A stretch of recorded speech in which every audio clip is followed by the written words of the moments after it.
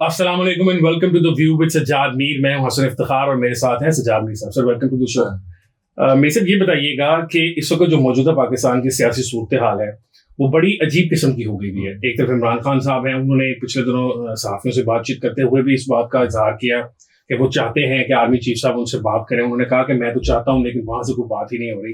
اور کل رات کو مبینہ طور پر ایک جو بزنس مین کی میٹنگ تھی اس میں آرمی چیف صاحب جو تھے انہوں نے وہاں بات چیت کرتے ہوئے جو موجودہ آرمی چیف ہیں انہوں نے جنرل آصف منیر صاحب انہوں نے کہا کہ میں نے صدر عارف الوی کے تھرو عمران خان صاحب کو پیغام بھجوایا تھا کہ آپ اور شہباز شریف صاحب جو ہیں وہ ایک ساتھ بیٹھ جائیں اور بیٹھ کر جو پاکستان کے مسائل ہیں الیکشنز کے اور یہ سارے ان کو اپنے آپسی جو مسائل ہیں ان کو سالو کرنے کی کوشش کریں. تو ان کا یہ کہنا ہے کہ ان کی طرف سے آگے سے شہباز شریف کے ساتھ بیٹھنے سے تو انکار کر دیا گیا جو ایک سیاستدان ہے, لیکن خان صاحب نے ساتھ اس خواہش کا اظہار کر دیا کہ میں آپ کے ساتھ ملاقات کرنا چاہتا ہوں, یعنی آرمی چیف کے ساتھ.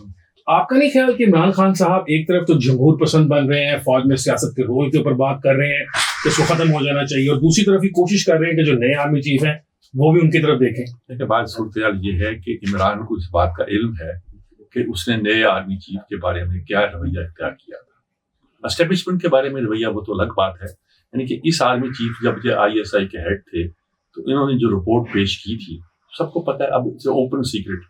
انہوں نے کہا تھا کہ دیکھیے یہ کرپشن کے جو کھر جاتے ہیں پنجابی میں کہا جائے تو آپ کے بنی گالا پہ جاتے ہیں.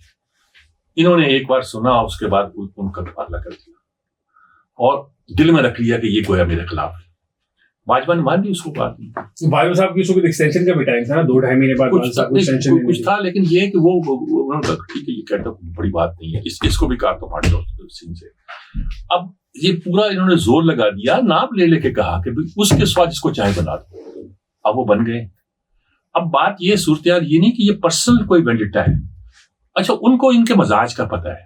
جس دن یہ ہو رہا تھا پارلیمنٹ کو انہوں نے اعلان کیا تھا کہ بھئی نئے الیکشن وغیرہ کا مسئلہ ہو رہا تھا, پارلیمنٹ کا اجلاس ہو رہا تھا, تو انہوں نے اپنے ساتھیوں سے کہا میں باجوہ کو ڈی نوٹیفائی نہ کر دوں. ڈی نوٹیفائی کرنے کا مطلب میں سیک کر دوں.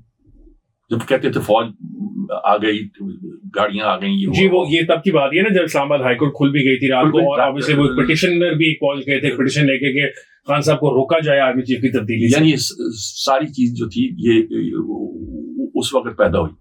اب جس آرمی کا ذہن یہ ہو, مزاج یہ ہو کہ وہ ڈی نوٹیفائی کرنے آرمی چیف کے بارے میں بھی سوچتا ہو, اور دوسری طرف یعنی آرمی چیف کو فارغ تو کیا گیا طریقے کے ساتھ جیسے بھٹو نے کیا, یا جیسے نواز شریف نے جہانگیر کرامت سے کہا کہ آپ استعفیٰ دے دیں, یہ کیا.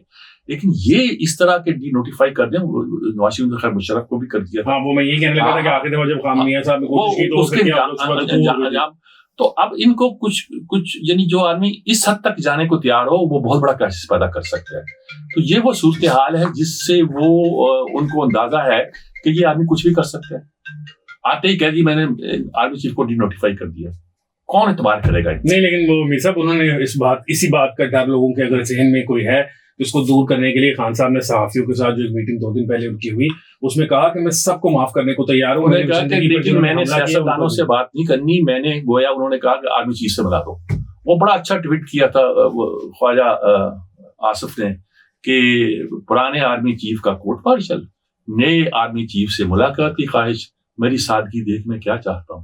وہ پرانے والوں کے پاس تو طاقت نہیں ہے. یہ ان کا مسئلہ وہی ہے. اب مثلا کیسز ہیں ان کے, اب ہائی کورٹ بھی کہتا ہے بتاؤ کیا کرنا ہے, ابھی کیس تو آپ کو پیش ہونا ہے اور اس کے علاوہ کوئی چارہ کار نہیں ہے. وہ تو آپ یعنی کہ آپ عدالت میں جب مقدمہ چل رہا ہو آپ کہیں کہ میں نہیں آتا, عدالت کا ورنٹ جاری کر لو, ورنٹ کے بعد لے کے اس کو کورٹ پہ آؤ.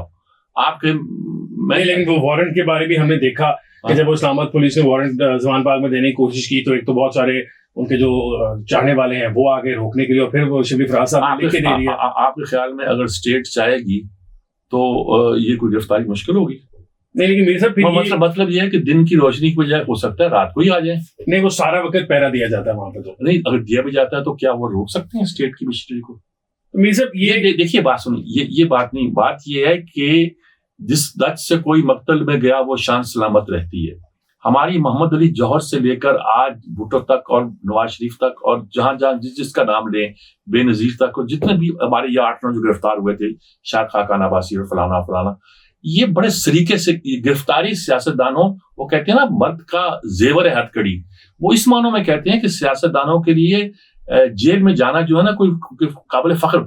عمران کے خلاف 3 مقدمے ایسے ہیں جس کی اسے پیشی، یعنی کہ اگر وہ آپ پاپولر بھی ہیں تو آپ کو ثابت کرنا پڑے گا مقدمے غلط ہیں. ایک تو توشہ خانہ کا، اور دوسرا جو ہے وہ فارن فنڈنگ کا یا جسے ممنوع فنڈنگ کہہ لے گا، اور تیسرا جو ہے وہ ٹیررزم کا، بیٹی کا جو ہے.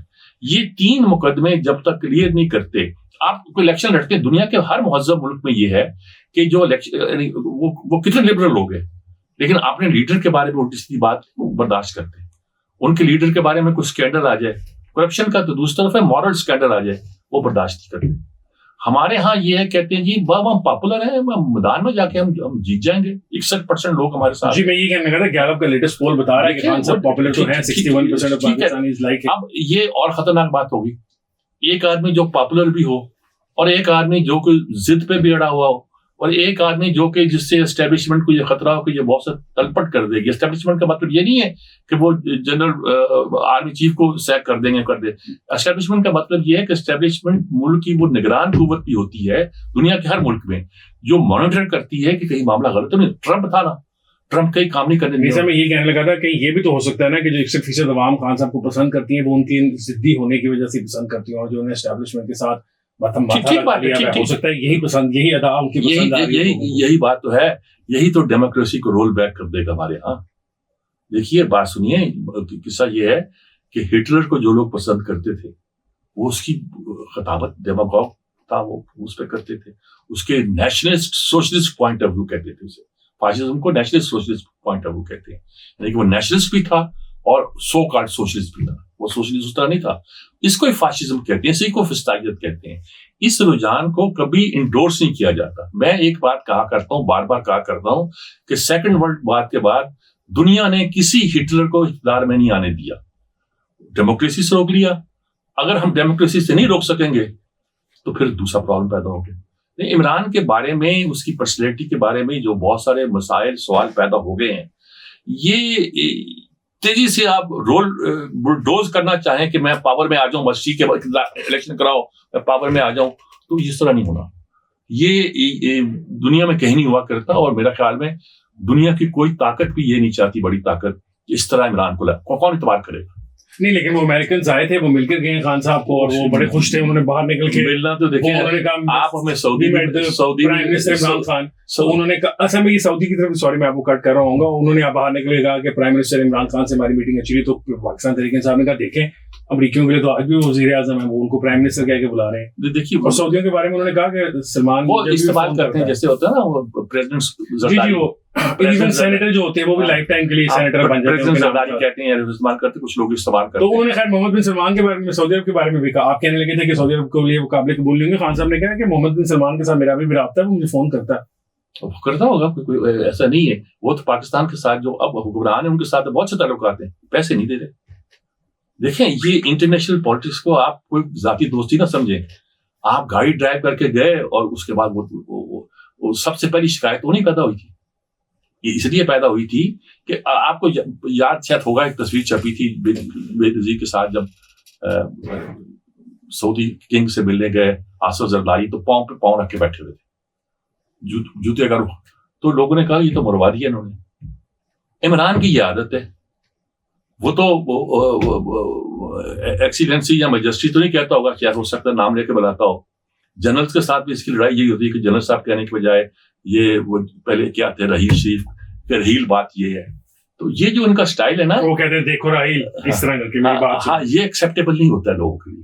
وہ ایک پرسنالٹی بھی تو ڈپکٹ ہوتی ہے نا کہ یہ دیکھیے حکمرانوں کے بارے میں یہ بھی سوچنا پڑے گا کہ اس کی پرسنالٹی کیا ہے. اچھا ہو سکتا ہے کہ عوام کی نظروں سے وہ جل رہے، لیکن آپ اور ہم جب بیٹھ کے گفتگو کرتے ہیں تو ہمیں سوچنا چاہیے کہ اس میں کیا مسائل پیدا ہو سکتے ہیں. یہ نہیں کہ وہ آرمی چیف کو سیک کر دے گا، یہ نہیں کہ وہ فوج کے سسٹم کو اپسیٹ کر دے گا. یہ ہے کہ وہ پاکستان کے بہت سے آپ کہتے ہیں کہ میں گیا تھا، میں نے روس سے تیل لے آیا تھا.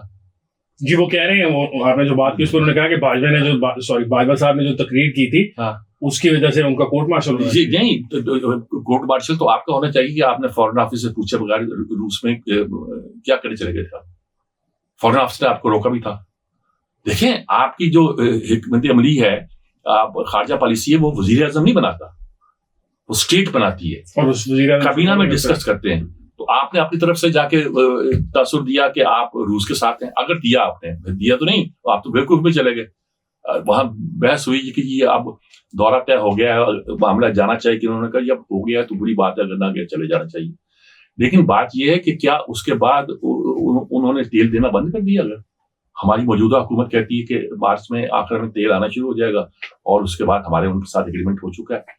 دیکھیں بات یہ ہے کہ اس وقت پوری دنیا پھنسی ہوئی ہے, ایک کرائسس میں ہے. وہ یوکرین وار کی وجہ سے نا, یوکرین وار کی وجہ سے کچھ اور بھی معاملات ہیں دنیا میں, ایک ساتھ بازاری ہے, پتہ نہیں ہمیں انٹرسٹ ریٹ جسے کہتے ہیں ڈسکاؤنٹ ریٹ, وہ 4% کتنا جی امریکہ کے اندر بھی 1 سے کم ہوتا ہے, اور یہاں اتنا ہو گیا ہے. یہ ساری وہ صورتحال ہے جو ہمیں بتا دی کہ ہم پھنسے ہوئے ہیں بہت بری طرح, اور ہمیں اس صورتحال سے نکلنا ہے. اچھا یہ ہماری اسٹیبلشمنٹ کو معلوم ہے, آپ کا کیا خیال ہے؟ اب الیکشن کرا لیں گے اور الیکشن کا ہلا گلا ہو جائے گا, جس طرح فساد ڈالیں گے, ہنگامہ ہوگا, یہ 4 مہینے اس میں گزار دیں گے, 3 مہینے, تو اس دوران میں کوئی ہمیں انٹرنیشنل بیل آؤٹ ملے گا؟